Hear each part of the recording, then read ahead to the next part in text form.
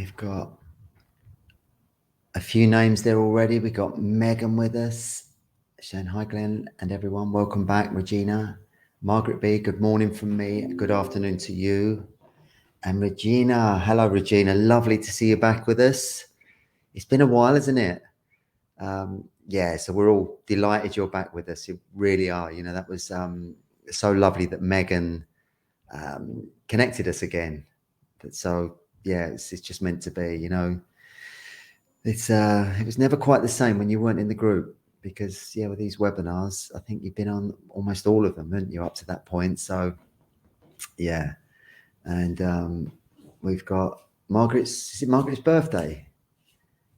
I think it's Regina's saying happy birthday, Margaret. So happy birthday, Margaret, if you are having your birthday today or soon. And I know that you're 79 now, which is quite amazing, because you're as fit as they come, sharp as they come. And it's about 2:00 in the morning now for you, isn't it, in Melbourne? I can never say that right. Melbourne. Yeah. So you're up with up till late again on this webinar. I don't think you've ever missed one, have you? So that's really lovely. So yeah, happy birthday to you.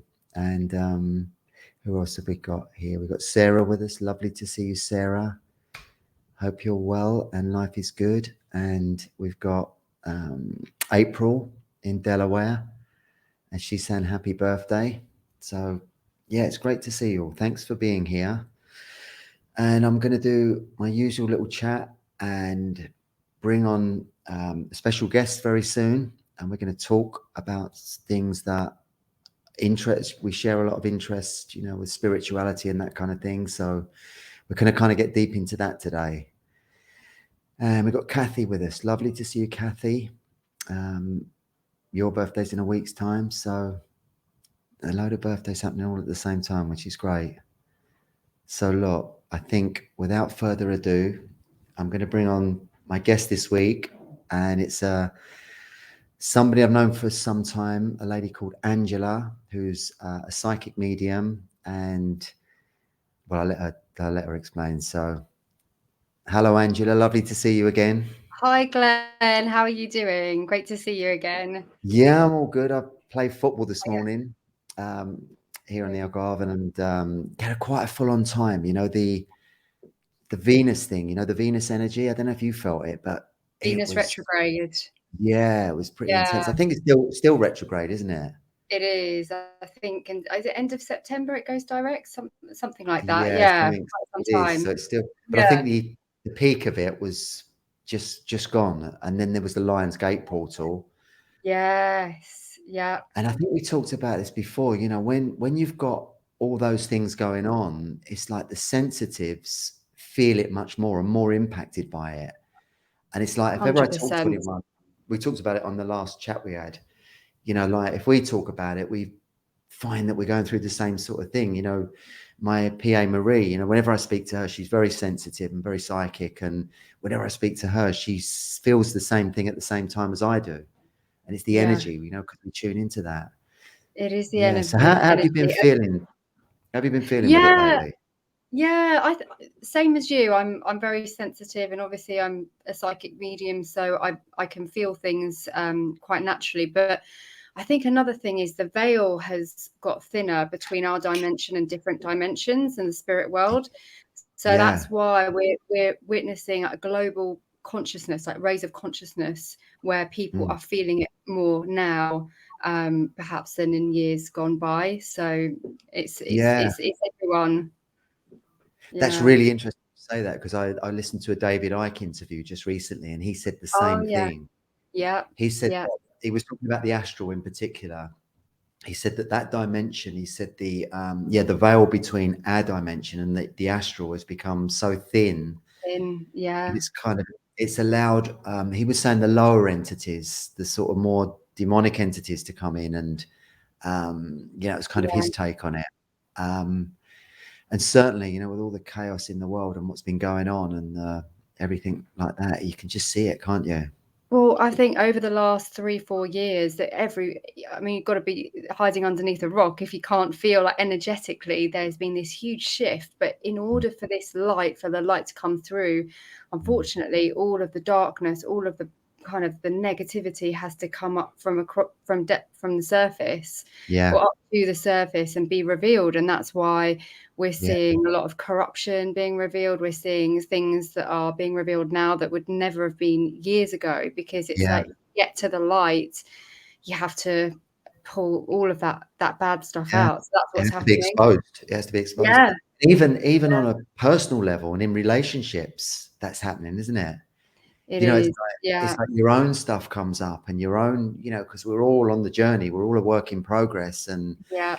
you know, I've been healing for 30 years, but there's still Mm, stuff coming up that you have to deal with. And I think, you know, yeah, it's ultimately such a blessing because it does help you to become lighter and freer. it But does. so, yeah, it's that global thing, but also personal.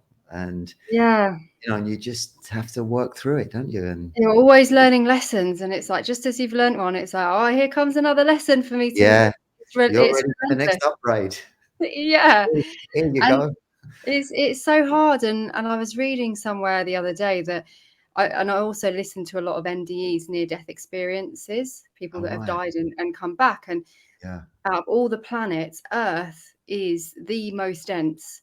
So we are really brave souls to volunteer to come down to planet Earth, especially at this time, because Yeah. Yeah. you know, there are different dimensions, different planets that we could incarnate on, but it really is the densest planet. So when we get to the other side, it's like, you know, hats off to you, survive Yeah. planet Earth, you know. There'll So be a even ticker though we're tape parade. surviving, yeah, even though we're surviving this, like, give yourself a pat on the back, because it's not Yeah. easy. Yeah. Yeah. I felt that really strongly, that exact same thing. I read that concept in a Stuart Wilde book years ago.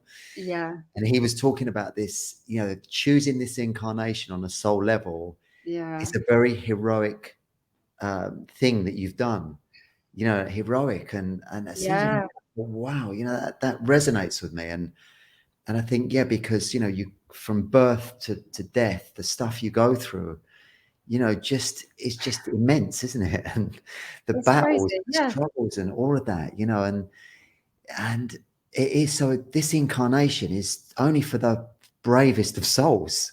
There's it no two ways about it if we all it choose it. It really, really is. And I think, you know, when we get to the other side, and even people I know that have crossed over and come back, the Yeah. light and the love on the other side is, Mm. you can't even put it into words. So Yeah. to Yeah. experience that, and then to experience the density and all the problems here, those polarities, but we kind of have to go through it to really appreciate and Mm. really immense ourselves, like embody ourselves within that love and light on the other side, because Yeah. that's what it is. And we're Yeah. all going there. We're all going to be We're there. all going, it's just it. Death Yeah. and two certainties, death and taxes. Yeah.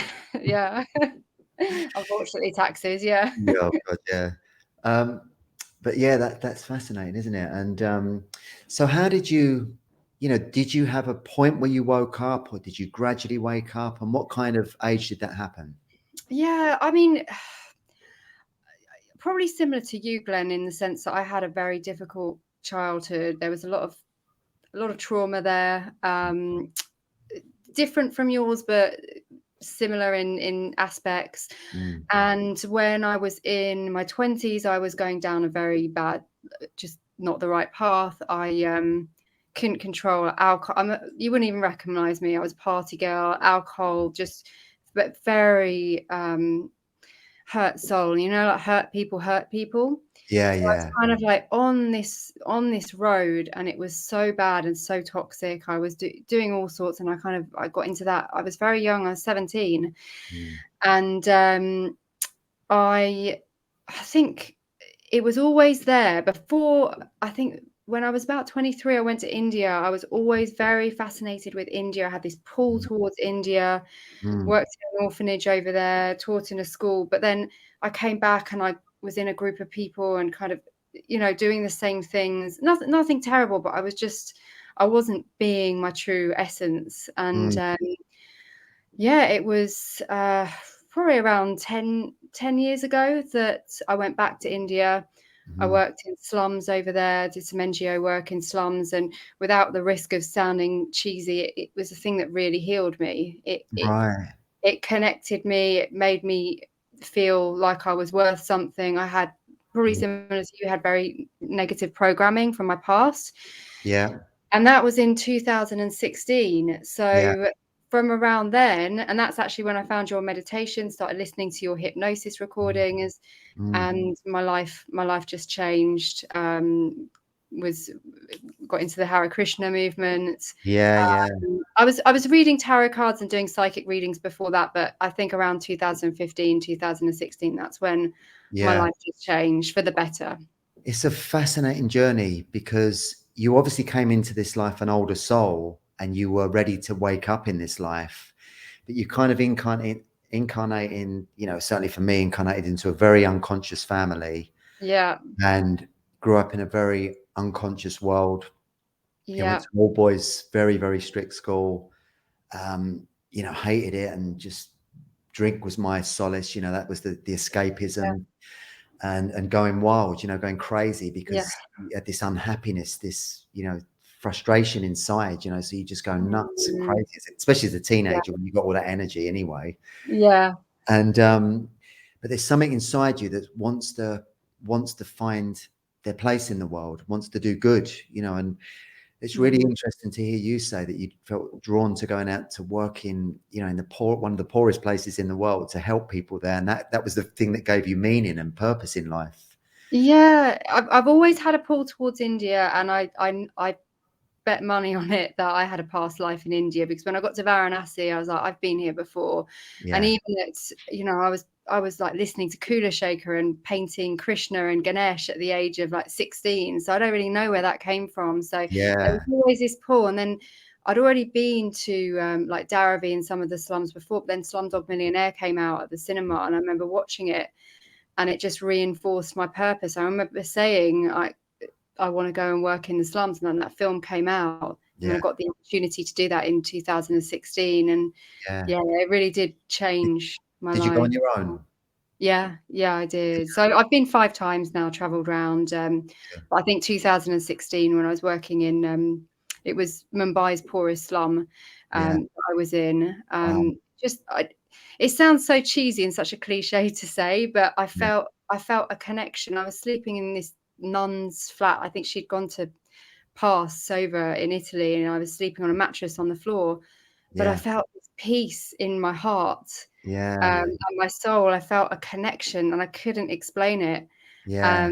I'm not saying that everyone should go and do that, and that's the answer. I'm not saying that, but for me, I felt happiness, like content. That's the word, not happiness, content, that I hadn't experienced really before.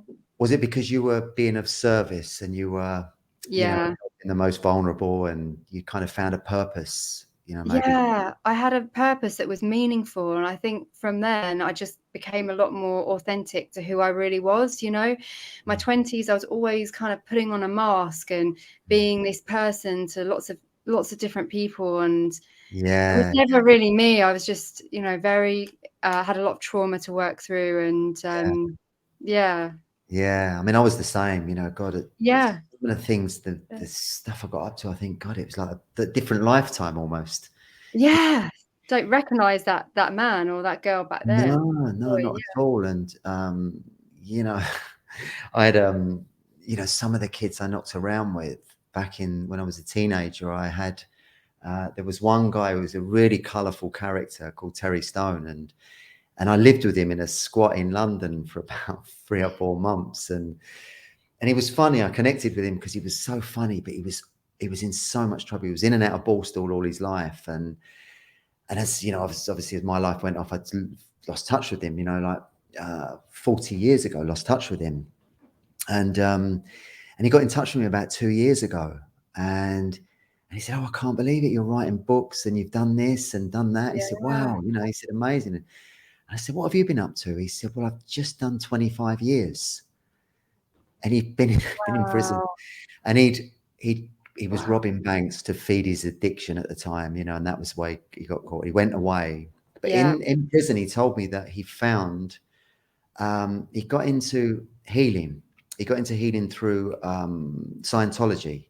So in his prison there was that, and he got into that, and he had started painting. He was painting, and his artwork was so good. He actually had a talent for it, and he had galleries in London that were hosting his stuff because he'd been a lifer and he was doing this. And I was kind of glad I was in Portugal because, you know, I didn't feel the want to reconnect necessarily, but I was pleased to see that he turned his life around in that way and his talent had come through.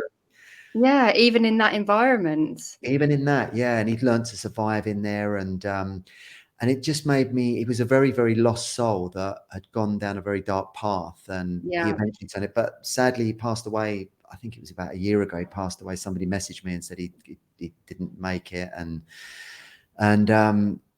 But yeah, you know, it kind of, you know, when things like that happen to me, it makes me realize where I was at all those years ago, and like the kind of energies I was mixing with, and you know, it's crazy, isn't it? I think you've got to look at it like that, because that's that transformation. You know, life didn't give you everything on a golden platter. You self-made, and you had to go through the toughest of times. And you know, when we've spoken before, you're on the streets, and to have that transformation, that metamorphosis is so inspiring. And you know, you can look back and see how far you've come. Yeah, and you learn about healing from real world experiences when you've been, you know, you've had addictions and you've been down, you've been at the lowest point, and you've lived in the gutter, so to speak. Yeah. And you transcend that, and you heal those wounds and traumas that got you there. Then you become, you know, much more effective as a therapist. And absolutely. And it teaches you, you know, through those darkest, most painful times. Easy to say in hindsight, but it does. It teaches you empathy, compassion, all of those aspects, because you understand the level of pain of just not really caring if you're not even here, you know, just not. Yeah, so exactly. to transmute that is something very powerful.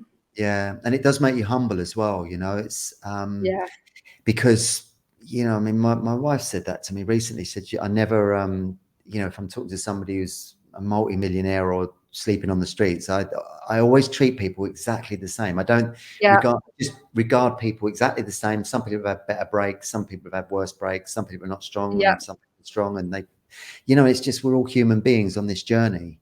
And some of us, you know, have got resources and grit inside us that does get us through all kinds of obstacles and adversity, and we can make something of our lives, however tough it was. So, you know, you look at that as a blessing, don't you, as a gift?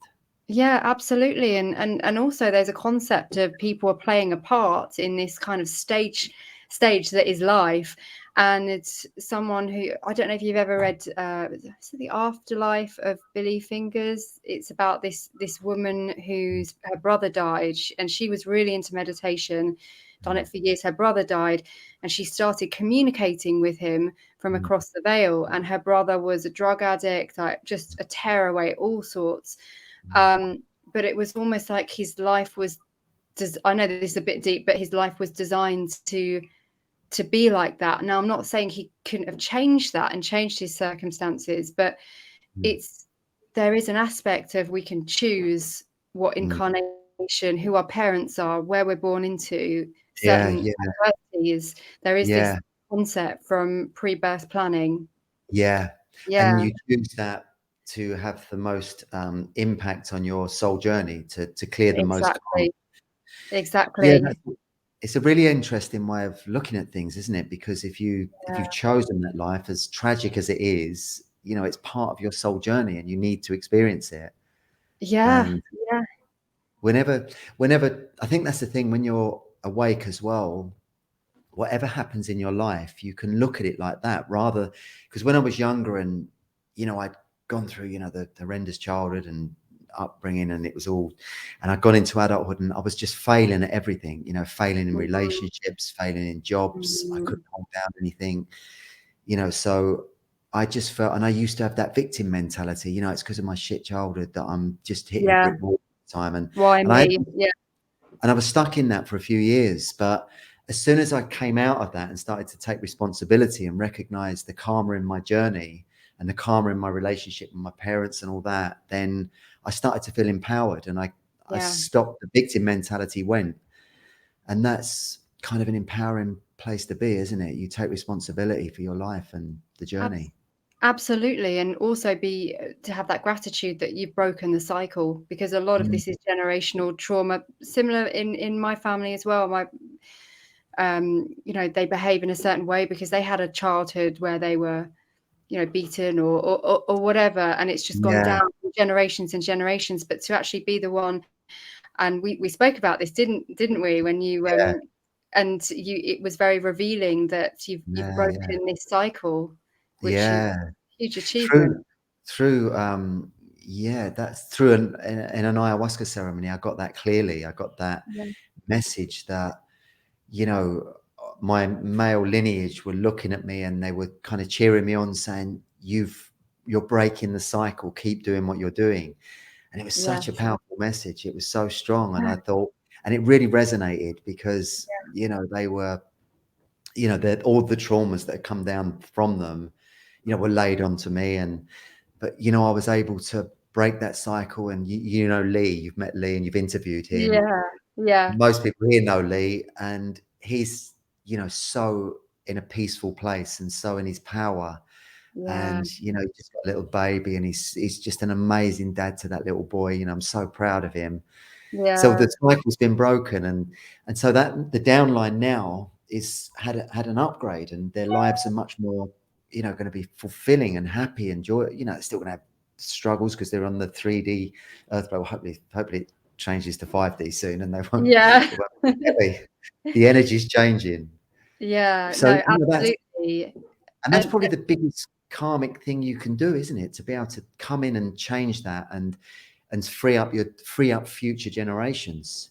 Absolutely. And don't underestimate how much your ancestors on the other side would have been, you know, grateful, because you're still healing them from the other side. They've still got work to do over there. So you're not just helping yourself, but you're helping them and generations to come.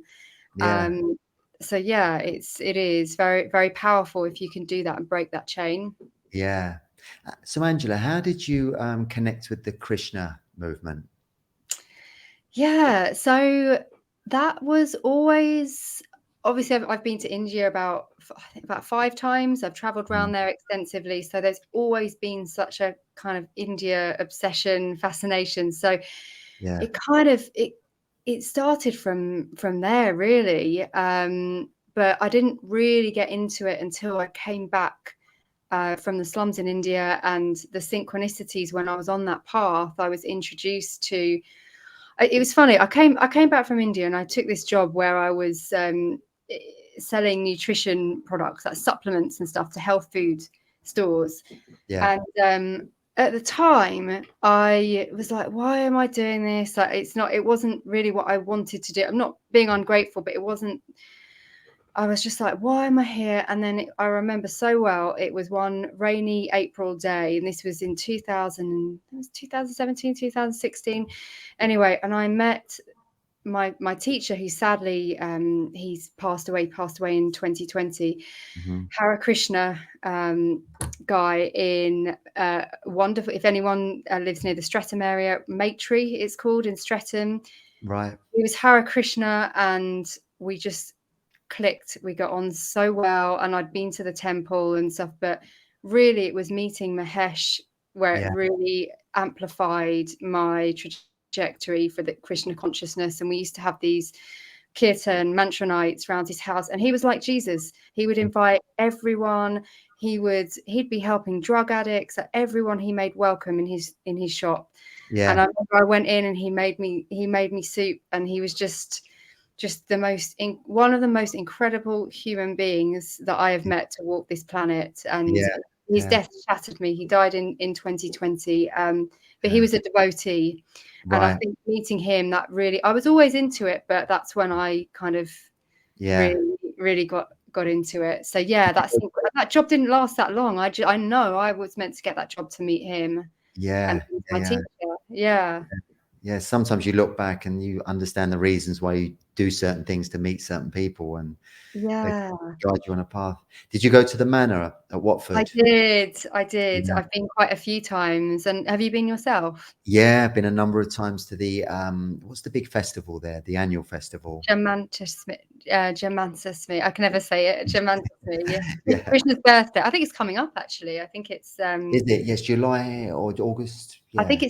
it's usually bank holiday weekend. So Is it? yeah, Yeah. maybe next weekend. So Yeah. did When I Lee sorry. go on, yeah, I, go so I was just going to ask, did Lee get you into Krishna consciousness? Because you've how did it showed get some onto my interest. back? Yeah, it was Lee. It was Lee. It was Yeah, he met Prash, a friend of his, a guy called Prash, who's came to him. I think Lee was an estate agent, and he met Prash, and Prash he connected with him, and it was the same sort of thing, similar story. Prash talked to yeah, him about the temple, said, "Come and look at it," and Lee just fell in love with it. yeah, He yeah, loved it, and you know, before that time, he was probably about 27 then. And before that time, you know, he grew up in Harlow in Essex, and all his mates are like those guys off The Only Way is Essex, you know, the FUck program. They're yeah. all, and I actually went to Marbella with him a couple of times when I was, you Oh know, yeah, you said yeah. it was crazy, you know, and they Oh, were a really great bunch of lads, but they were always up to getting into trouble, and you know, it was like, and so Lee was caught up in that, and he was very materialistic for a while, you know, he always wanted designer gear and a fancy car, and but then he got into the Krishna thing, and it just went. All of that material yearning went, and he yeah, found something that meant something to him. And then he started going to Soho to the soup kitchen there and feeding the homeless, and that meant so much more to him than being in a fancy nightclub in the West End with a designer shirt on.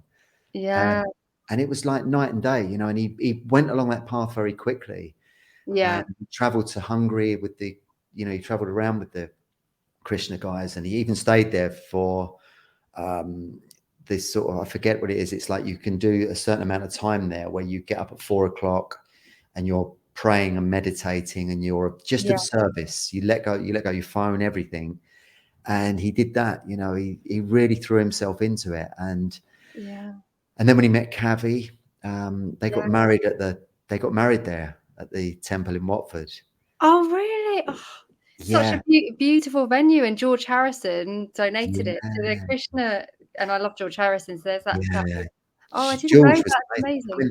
The Oh, Krishna he's my guys, favorite. Yeah, the Krishna guys say George was a demigod because, you know, at the height of Beatlemania, when, you know, he had everything you could ever want, yeah, the only thing that meant anything to him was the Krishna movement.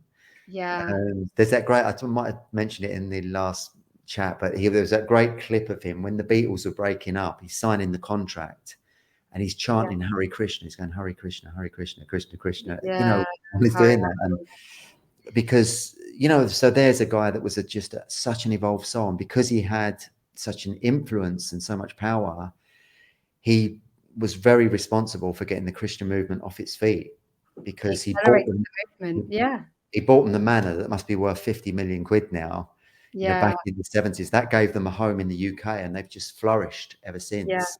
yeah. And so what a legacy he's got, you know, what an amazing human. I can watch his videos all day long. I love him. He was an old soul, wasn't he? And he was Yeah, the Revolver album and all the links to India and yeah. everything. Yeah, I've always felt a pull towards George Harrison. Well, he Yeah, was the one that kind of took him in a much more spiritual direction. You know, direction. although he wasn't Yeah, the main songwriter, he wrote some beautiful songs, but his, you know, that influence just changed everything, you know, and the impact they had on the world was so big. Yeah, incredible. you can't imagine. So And gave their music a whole different dimension as well. it did, yeah. Yeah. No, Yeah. I love it. I haven't been to the Manor in a long time. I might go next weekend, actually. I haven't been in a long time, but I remember very clearly there was one, and I spoke about this with Lee actually when we had our interview, when I interviewed him. There was one particular night. I mean, all of the Kirtan nights, the mantra nights, but there was one particular one, and it was at my great friend and teacher Mahesh's house, and everyone was there, and we were chanting, and the monks used to drive from the manor to come to his house to give talks. And I remember driving away, and my brother was with me. I took him, and I saw the 3 monks in the car next to me. I waved goodbye. And it was one of those moments that you don't forget, that I felt so full. My heart was so full. And I was like, Yeah, Angela, this was when I was first getting into it. I was like, Angela, you haven't had any alcohol. You haven't had any, you haven't had any. And I'd never experienced that. And I felt so yeah, full and content in my heart. And yeah, this connection to source, to the divine, that it was yeah. just, I felt amazing. It's so beautiful, Yeah. isn't it, when you get that? Yeah. I remember Lee told me one time he'd gone to Hungary and he was chanting in the forest with the Krishna guys. Yeah. He said after about an hour of chanting, he suddenly felt this absolute euphoria. And they Yes. call it nectar, don't they? Yeah. Yeah. And he said he felt so loved up and such in the right place, and he was crying, and he said he just Yeah. had this beautiful moment. And it's when It's you, almost like a Kundalini experience, that you're raising your consciousness so much that yeah, yeah, you've reached a different consciousness. But yeah. yeah, I think that's what happens. You do, those experiences take your awareness to another level, and yeah, it's like a part of you wakes up a bit more, and so yeah, you experience life in a different way. You operate in a different way. Your vibration is different, and yeah. um, and I think, yeah, that's the journey. Did I tell you the story of when I first woke up? No, no, tell me. So it was kind of, I was, stumbling through my 20s. I'd kind of got out of most of the addictions I was in, and Yeah, Lee was a little baby, and but I split from his mom, and I was living on my own down in Maidstone, and I was driving a minicab around the West End at night. So I was kind of hustling my way through life, and playing. Sometimes I was playing in bars and clubs, playing guitar. So it was a mixture of those two things that was keeping the wolf from the door. But one night I was driving down the M20 after working, and my mind was switched off, and suddenly I had this huge download, this bolt out of nowhere, and it was like this epiphany, and I suddenly felt my heart opening. I felt loved up, and I started crying, and I was never one for crying. I grew up in the 60s and 70s, so I just didn't. I was crying my eyes out, and my heart was open, and I felt this love for myself. I felt love for my family and everyone. I felt this unit, and it was a sudden spiritual awakening. yeah, And the next day, I had this song in my head, this song that I wrote, and I sent it to Megan on this group, because I was talking about this a couple of weeks ago on a webinar. And I sent it. It was a really beautiful spiritual song, and I just had this huge thirst for knowledge after that. I went to the local library and I was looking for books on spirituality, and the first one I found, it was by Cliff Richard, and it was called Jesus, You and Me. I thought, oh, that'll do. It's close enough. And I read it, and I read it, and I thought, it's very lovely, it's nice, but it's not what I want. I didn't want to yeah, become a Christian. I knew that in that moment. yeah, But it kind of, that was the first book, and I went on, and then I found Louise Hay and people like Stuart Wilde, and I yeah, just read book after book after book on spirituality, and that awakening, that bolt out of the blue at 4 a.m, just yeah, changed the course of my life, because it was yeah, then soon after that I became a hypnotherapist, and that whole journey continued to change. So that level of consciousness I was at before that time was just so different after it. And yeah. because when you have that awakening, then you need to know more. You go to India to search, or you read books. You have to get more information, Once because planted, yeah. Do you know what I feel? I feel your guides planted that. That was something that was dormant inside of you, to go yeah, through all that hardship, all that really, but it was always there, and it got activated, and at that that's where it moment, changed the trajectory of your life. Yeah, I yeah, do. I feel it's that. giving me goosebumps. That is, because Yeah, yeah, beautiful. It was, so the gift is that it got activated, and I yeah. don't know why it was at that point, because I wasn't doing anything at that time, I don't think, but it was just a big wake up. Feel And that I, you were ready. It was just, it's like they know on the other side, your guides, angels, whatever you want to call it, or your higher self, because we have a part of ourself that's always in the spirit world, knows, and that's when it got activated. And yeah, amazing story.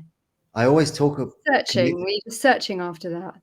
Yeah, massively. I Yeah, joined after that. So after that, I you know, like I said, the course of my life changed, reading books. yeah, We joined, and I met my second wife, Ali, who was you know, she was in the same path. She was just waking up at the same time, and she was stuck in something she wasn't happy.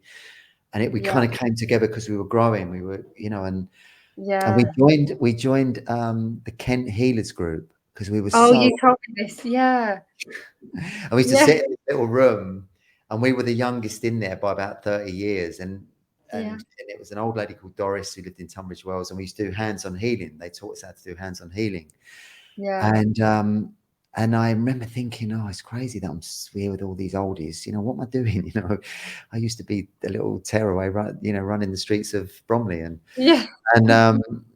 you know, but I knew I was on the right path. I just knew it was the right thing, and so I persevered with it. And there was a guy that used to run it, a guy called Peter, who was psychic, and he used to come to me and he used to say at the end, he said, "Glenn, I want you to do the meditation." And I said, "Oh God, yeah, I want to do it. I don't want to talk. I hated talking in groups. I used to clam up."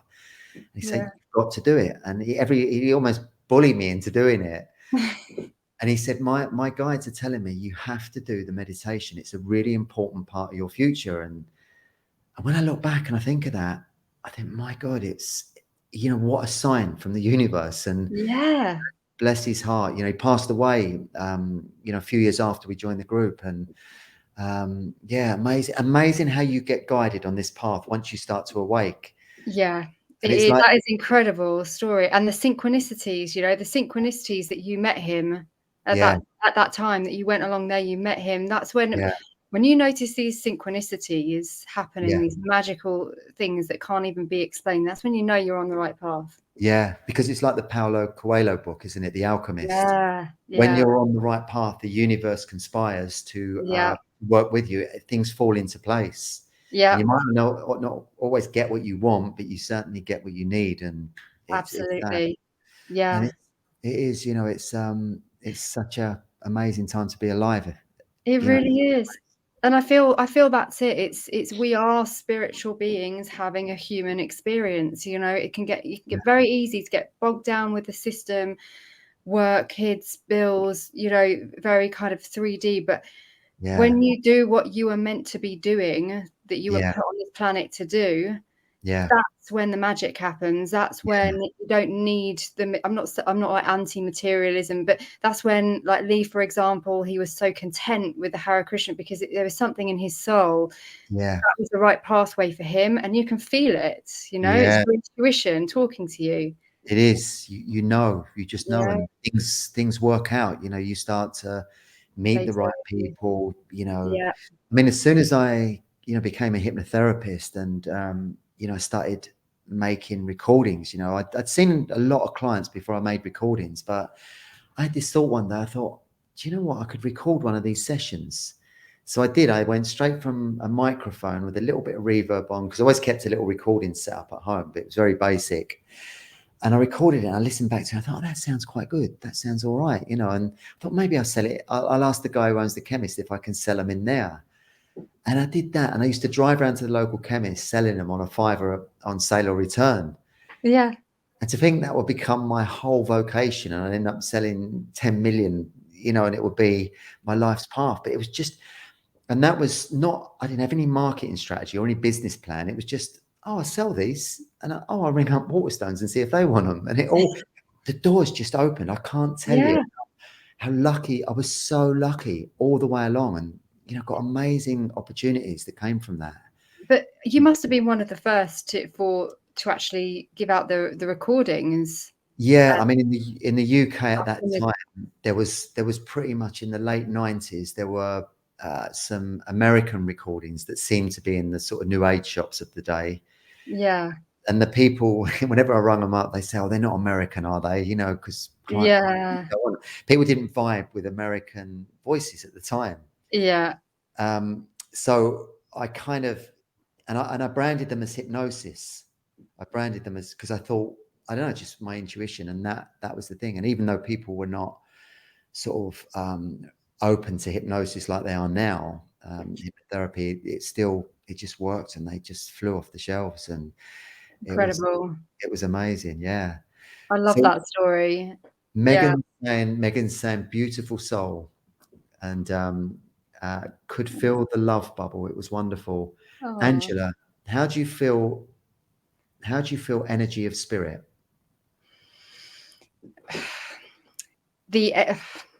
Okay, so I've trained for the last 10 years. I'm actually going back to Arthur Findlay College in 2 weeks' time. That's the home of the Spiritualist National Union in Stansted, for my advanced mediumship course. But I've been doing this for the last 10 years. I stand up at churches, do platform work, sit in circle. It's subtle when it starts. First it was psychic, then it was intuition, and then I started feeling a presence. I started seeing like clairvoyant, clairaudient, and then I started getting telepathy from spirits from the other side. And that is my ultimate favorite. It's like having a telephone conversation.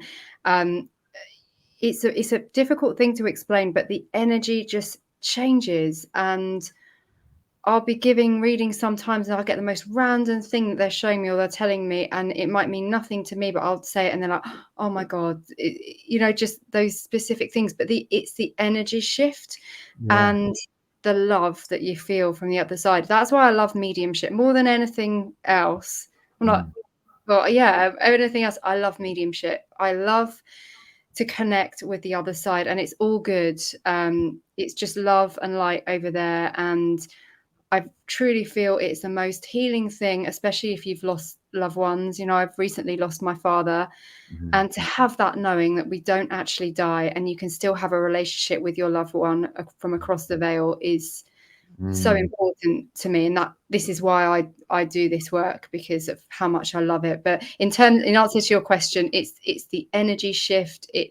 You can go very cold, you can go very hot. It's subtle, and everyone responds differently, but it's just practice. You can train yourself. Yeah. When did you feel you become aware that you had that gift, and did it evolve more over time? Even when I was very, very small, I heard voices in my head, but I didn't really think too much of it. But I think, like you, it was kind of laid dormant in a way, not saying with your mediumship, but when I use that analogy of staying dormant. I was always doing tarot cards and giving psychic readings, but then I just started hearing people's tapping into conversations from people from everyday life, and then a spirit came through, and I didn't have anyone to talk to. I was 30 years old. I don't have anyone to talk to my age. And I started going to the spiritualist churches and just developing from there. Yeah. So it was a lonely path. I'll say that. It's been quite lonely.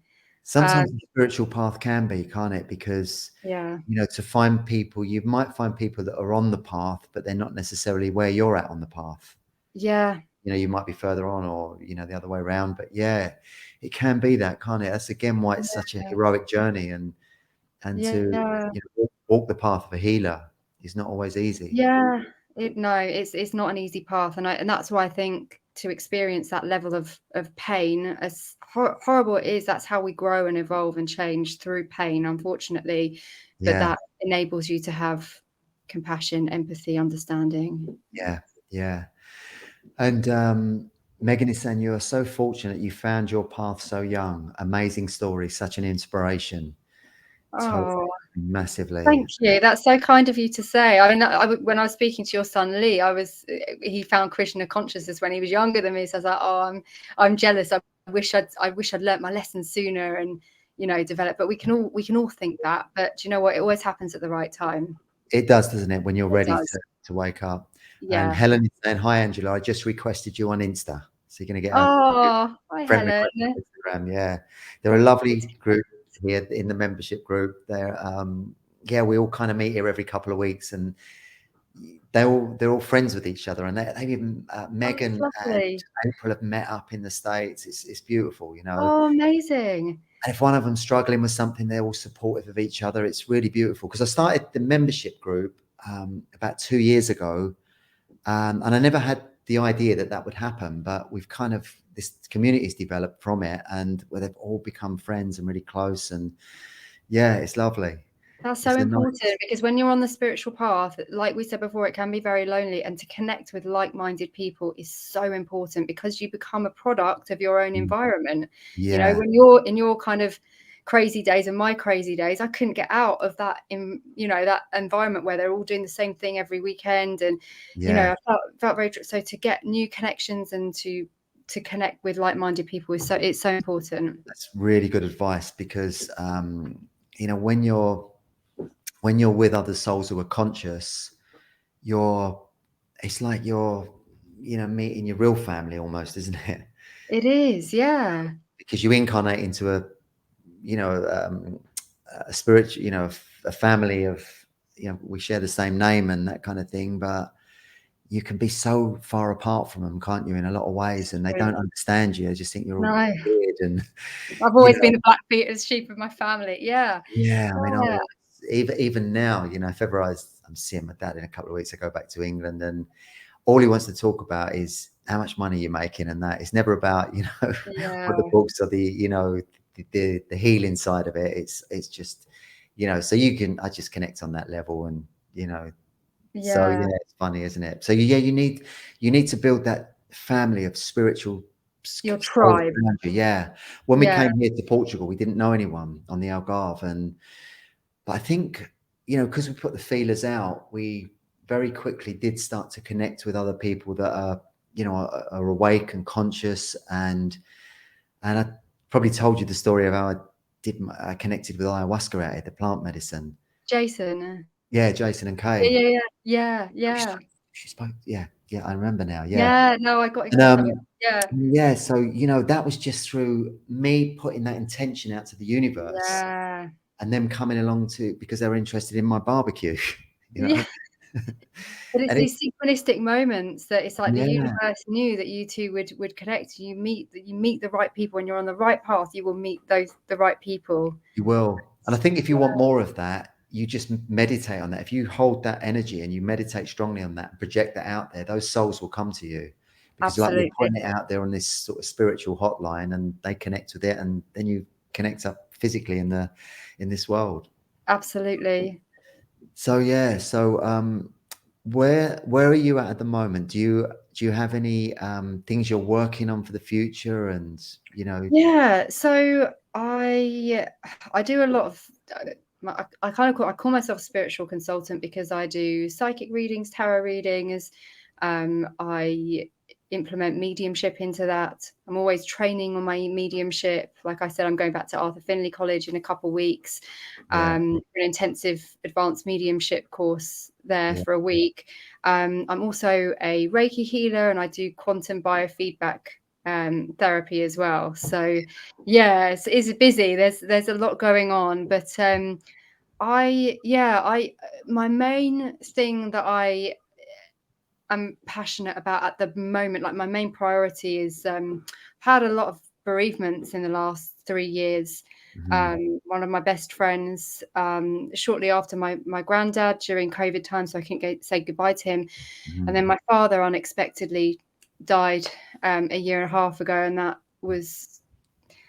it wasn't expected. And yeah, so that's really accelerated my mediumship yeah, journey, and to get the message out that we don't die, to help people that are grieving, yeah, to re-establish a connection with our loved ones from the other side. So that's yeah, it's funny. And even before that, years and years ago, I always said that was my mission, to let people know that we don't die. yeah, um, yeah. and yeah. That must have helped you a lot, you know, losing people really close to you, having that belief and that understanding, because you Yeah, still communicate with them, can't you? look, it never takes away the grieving process. When he first died, I was like, "Oh, I'm fine. I can do. You know, I'm a medium. I can."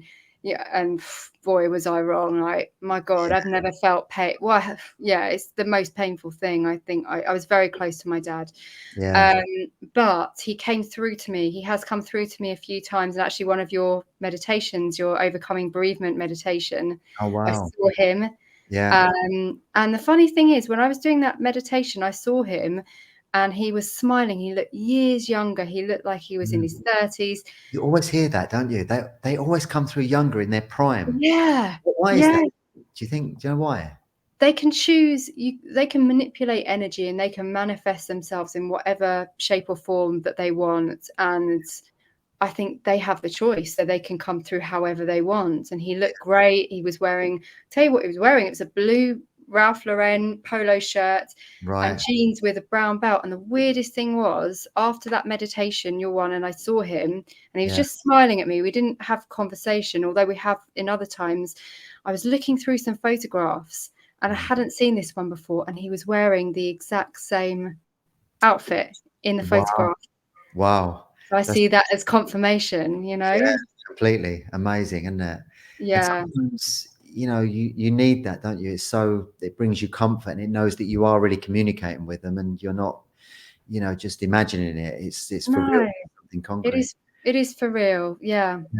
I know when my mum passed in 2007, and she got cancer very quickly, and it spread very quickly, and she was given, like, when we were called to the hospital, and she was given like a couple of days to live, and I knew the hospital was the worst place for her to be, so I got up, we got her home to my house and put her up in a room. The doctor said she won't make it, she won't make the journey, but we got her home, and every day we were, you know, I was giving her zeolite and loads of juices and, you know, high vibe food, and meditating. We got in friends who were Reiki healers, and she had all the everything. And at the time she had she got pneumonia as well, at the worst. And I remember that was when she was in hospital, and I went into the hospital one day, and she, you know, this pneumonia, and the doctor said the pneumonia is going to, you know, she's probably got hours.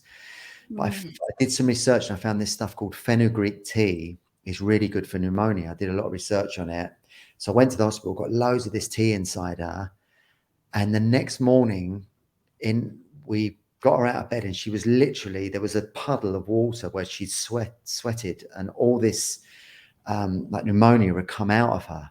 Well, the toxins, all the toxins came out of the tea and the other stuff we'd given her. And so suddenly we had a, you know, then that's when we got her home, and we, you know, she survived another 5 weeks, but it was the most blissful time.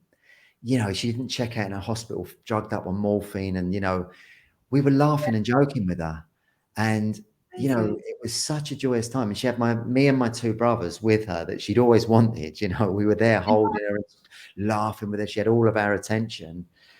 And it was one, you know, everyone said it was such a great way to pass over.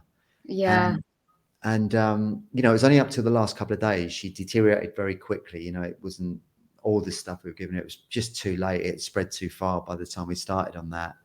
But she said to me a couple of days before she died, I remember looking into her eyes, and she said, I'm going to come back and I'm going to give you signs. And yeah, she did, because she, you know, had woken up. You know, we had a horrendous relationship when I was young. It was so violent and toxic. But once I'd woken up as an adult, you know, she got interested, and she was good friends with my ex-wife, and we used to go to groups, and so she started waking up, and we even went to therapy. We sat in a counseling session and like had it all out, and it was quite full on, but we healed a lot. We healed so much of our karma that we'd come in with. And I feel sure that we're not going to go through all that again in the next life when we meet up, because we've worked through it all, a huge amount of it. But she said that to us after she passed. 2 days after she passed, we were sitting in my conservatory, and I'm not kidding you, these birds flew around the field. A massive flock of birds flew around the field, and they flew around a few times, came and landed on the conservatory to the point where they blacked out the light. And that was the first one. And then she, my brother Paul, his little kid, he was only like 2 years of age, and he'd moved away from, you know, near to where my mum lived. And when she was alive, she was upset that he was moving. But after he moved down there, the little baby said, look, there's Granny Wendy. And she was only 2. And Karen, Paul's wife, said, who's that? And she said, Paul's mummy, meaning her dad's mummy.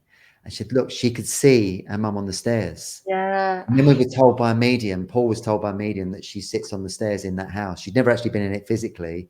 And then Yeah. a year to the day after she died, this poppy bloomed outside the room that she died in, and it was out of the concrete. It came up and out of the concrete, and poppies were her favourite flower.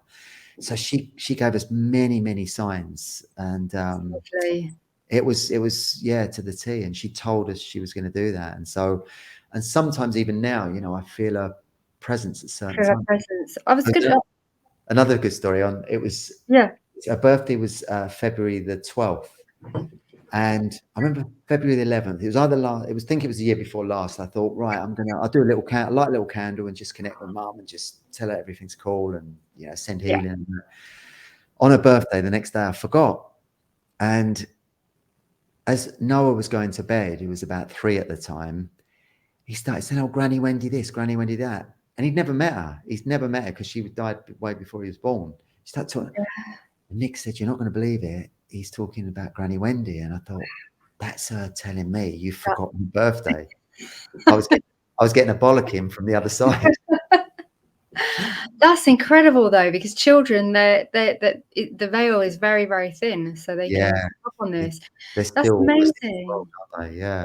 Have you experienced her like through any plant medicine or any other aspects? Have you communicated with her? Plant medicine, nothing I can think of that was significant. It was mainly she's come through at certain times, and they say whenever you're thinking of someone, it's because they are connecting with you. They're coming through to you. Telepathy. Yeah. Yeah. So Clara's saying, hello, Angela. I really love your story. We're an amazing group who help each other when we're struggling. We are definitely a family. Oh, that's lovely. Yeah, because Clara lost somebody close to her just recently. Oh, I'm so sorry for your loss. Yes. So Clara, if you want to connect with Angela, that might be a help. And Helen is saying, do you have any advice for dealing with grief? And we've talked about it. We have talked about it. I'm still going through it, Helen. Was it Helen that asked that? Yeah. I'm still going through it, Helen. I mean, yeah, you've got to go through it, unfortunately. I still every morning I wake up and like the first thing, I can't believe my dad's dead. Last thing at night, I can't believe it. I'm still grieving, you know. It's not as intense as it was this time last year, but it's still there. And you know, I kind of look back and I think, God, Angela, you were so arrogant because I never really had a significant loss before that. I'd lost grandparents and, you know, people that you expect to die. But my dad was he was 64. No, just turned 65 actually. And I look back and I think the arrogance that I had of thinking, oh, you know, it's all right in the spirit world and you can still have this relationship and you can, but even to think that you don't have to go through that grief, because I have so much empathy for people that who have lost a loved one and going through that, because it really is the most cutting pain. Yeah. So my advice is, you can't avoid it. You always go through it, but let it out. Let those emotions out. Don't bottle it up. And do whatever works for you. For me personally, I love hearing about near-death experiences. I love hearing about the other side, because I want to know where my dad is. I want to know what it's like over there. I had months of bereavement counselling, and nothing helped as much as going to the Arthur Findlay College last year and developing my mediumship, because it's like it's another confirmation. Even though you're a medium, you still doubt it, and you're like, I'm never going to see them again, and you will. But unfortunately, grief is just one of those things that we've just got to go through. I think a lot of self-love. Grief changes people. You're not the same person as you were. Anything that is not authentic to you will get washed away. Any relationship, any friendship where you're people pleasing, all that goes, because it's the one thing that changes you on such a cellular level. It is incredibly painful, isn't it? You know, you say your arrogance. I don't think that. I think sometimes you hold you were just obviously thinking that you cope with it, but the reality of it when it happens, you can never it's when my mum passed, I'd had such a fractured relationship with her, and it was you know, it was, you know, towards the end it got a lot better, but when she died, you know, that just the love and the way my heart opened was so incredibly powerful. That was the thing that it took me by surprise. It took me massively, because I realized, in spite of all the ego stuff and the battles we'd had, I really loved her. You know, she brought me into this world. It was in her belly. And the love I felt for her was just overwhelming at that time. And, you know, and it caught me by surprise. It really did at that time. I thought I'd be able to handle things like that, but you know, you can't. And it leaves a void. Whatever age you are with your parents, they are the bedrock, the foundation of your life. No one will love you unconditionally like your parents, and when that's taken away from you, you have this void. So, you know, to help the grief, I'd say fill up your life as much as possible with positive things, good things. But this is really good talking about this, because a lot of people on this group have lost people close to them. Margaret's saying that 5 years and 3 months after losing my David. So Margaret was together with David for 57.5 years. And they were so close. And she says so Margaret lives in a care home in Australia, and she, you know, she's super positive. She's lost loads of weight in the last few years. She listens to the lose weight recording. She walks around the gardens and that. She flies off to Sydney to see her son. So she's living her life to her full. Good. Still, after losing her partner after 57.5 years, you can't imagine, even though he was obviously at a later stage of his life. Of course. And I've heard as well, when I did a lot of research, and I volunteered for a charity called Cruise, bereavement charity, and losing your partner is is the hardest, actually. Along with like children, that's something completely different, but losing a partner is one of the hardest bereavements to go through. In 57 years, who you've been with them, it's incredibly hard, but well done. It sounds, I mean, I love Australia. I've been a few times, but it sounds like you're making the most of it, and you're living your life to the full. So you're doing all the right things, Margaret. And Margaret's on these webinars every time, like 2 in the morning in Melbourne. You know? Wow. And she says, I talk to my David out loud every day as if he's still in the house with me. He can hear you. He can hear you, and he can hear your thoughts. It's telepathic.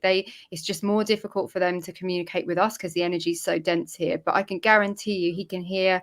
He knows what's going on with you in your life. Yeah, beautiful. So Angela, if anyone wants to reach out to you and connect with you, what's the best way to do that? So I have a website. It's Angela Haines. So it's Haines with an I, HAINES.com. I have an email address. I think it's hello@angela-haines.com. And I'm on Instagram, Angela Haines Healing. Can you do grief counselling and mediumship via Zoom? Do you work like that? I don't call myself a typical grief counsellor, because my passion is not just the 5 stages of grief. It's the 6th stage of grief, which is reconnection.